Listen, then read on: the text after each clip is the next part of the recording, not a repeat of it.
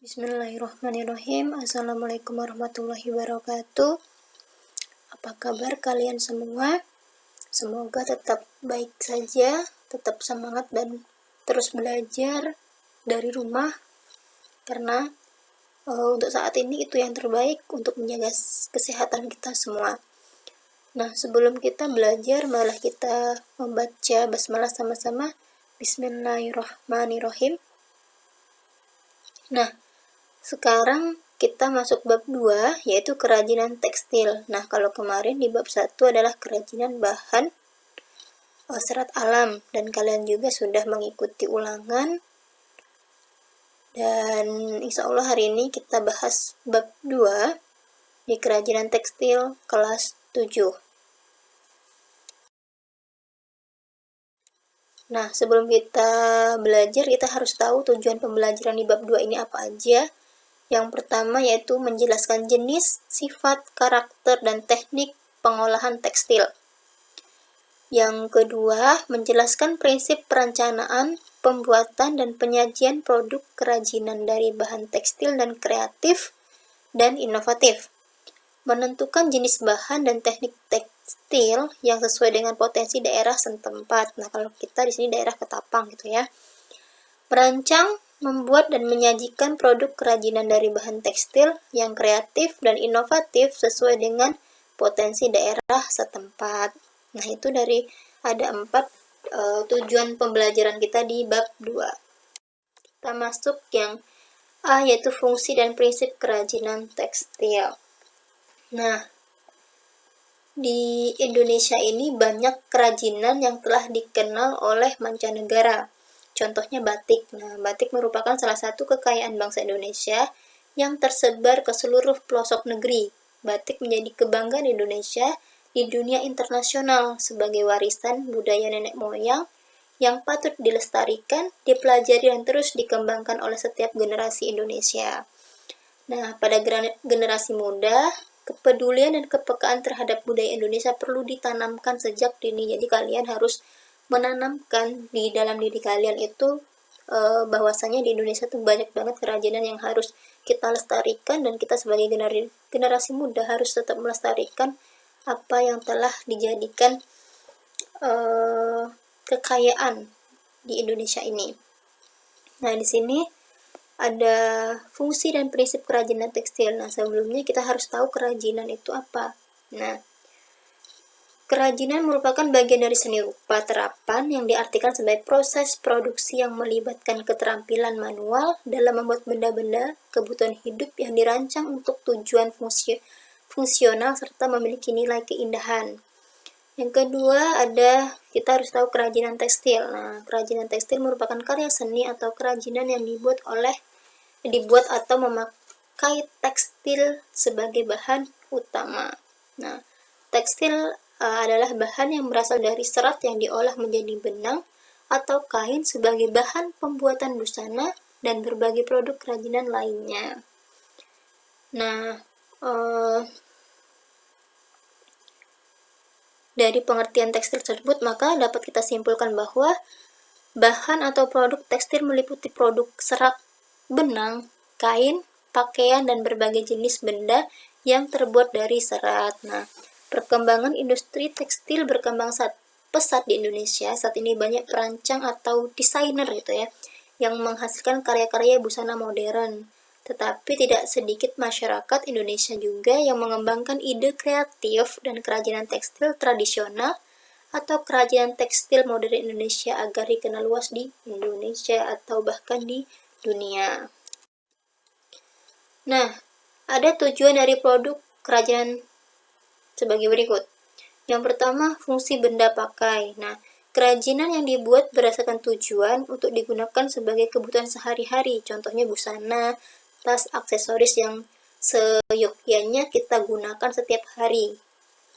Yang kedua, sebagai fungsi simbolik. Nah, kerajinan tekstil tradisional selain sebagai hiasan juga berfungsi melambangkan hal tertentu yang berhubungan nilai spiritual. Contohnya tapestri, tenun, dan batik yang digunakan motif simbolik. Di batik misalnya kan, nah itu biasanya ada motif-motif yang simbolik sesuai dengan kepercayaan di daerahnya masing-masing, biasanya kayak gitu. Nah, yang ketiga, ini fungsi kelengkapan ritual. Kerajinan yang mengandung simbol-simbol tertentu dan berfungsi sebagai benda magic berkaitan dengan kepercayaan dan spiritual. Contohnya ulos, kain ulos itu ya. Kain tenun tersebut dikenakan saat upacara pernikahan, pemakaman, dan pesta adat lainnya. Jadi biasanya kerajinan tersebut itu digunakan saat ibadah ritual mereka atau misalnya acara-acara sesuai dengan kepercayaan mereka kayak gitu.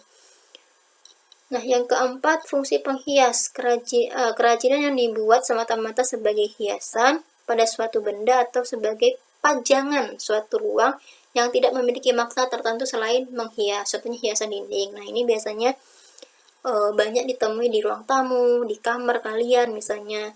Itu biasanya ada pajangan-pajangan yang memang itu fungsinya untuk menghias, untuk indah aja biar nggak bosan misalnya di ruang tamu, di kamar, nah kayak gitu.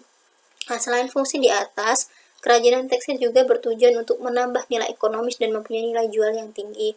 Nah, ketika kita membuat kerajinan pasti banyak ide kreatif yang kita buat, dan pastinya selain 4 fungsi itu, yang satu ini yaitu menambah nilai ekonomis dan bisa dijual kayak gitu. Nah, hitung-hitung juga kita bisa menambah atau meningkatkan ekonomi masyarakat di Indonesia.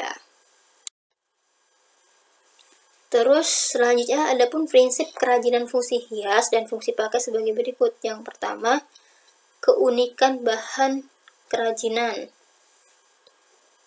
Terus yang kedua, keterampilan tangan. Yang ketiga, unsur estetik. Dan yang keempat, unsur hiasan. Nah, yang pertama, keunikan bahan kerajinan. Nah, biasanya bahan dasar yang digunakan sebagai kerajinan dapat berasal dari bahan alam atau buatan, bahan limbah organik, dan bahan limbah anorganik.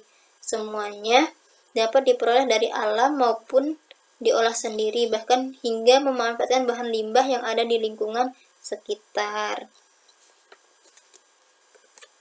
Nah, semua macam bahan dasar untuk memproduksi kerajinan yang telah disebutkan tadi dapat digunakan sebagai kerajinan fungsi hias dan fungsi pakai. Dalam mengolah bahan dasar kerajinan fungsi hias diperlukan sebuah teknik yang sesuai dengan karakteristik bahan dasar yang digunakan dan tujuan dari pembuatan produk kerajinan. Nah, tentunya banyak teknik yang digunakan untuk bekerja dalam membuat kerajinan fungsi hias. Terus yang kedua, keterampilan tangan. Biasanya kerajinan-kerajinan itu atau pengrajin dia nggak hanya selalu pakai mesin, tapi banyak juga yang menggunakan keterampilan tangan, misalnya merajut, terus menyulam. Nah, itu biasanya teknik-teknik yang digunakan oleh tangan. Atau yang lebih banyak membatik. Membatik itu kadang, nah batik itu kan ada dua, batik cap atau batik tulis. Nah, kalau batik tulis itu menggunakan keterampilan tangan. Beda kalau batik cap, itu biasanya menggunakan alat modern.